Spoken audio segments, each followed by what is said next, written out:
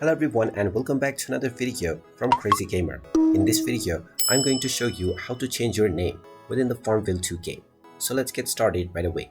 First of all, open up your Farmville 2 game on your device, and once you open it up, proceed forward with the basic tutorial levels. Once you have completed the basic tutorials, you will gain access to various game menus.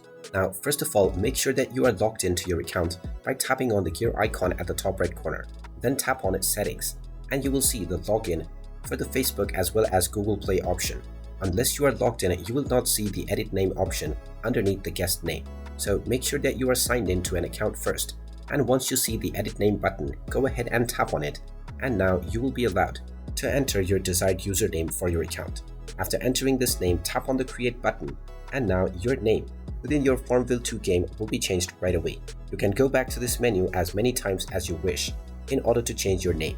And make sure that the display guest name is turned on if you wish to display this name within your game. And there you have it. That is how easy it is to change your username on the Farmville 2 game. If you find this video helpful, make sure you hit that like button and subscribe to our channel if you haven't done so already. Also ring that notification bell to never miss another update from us.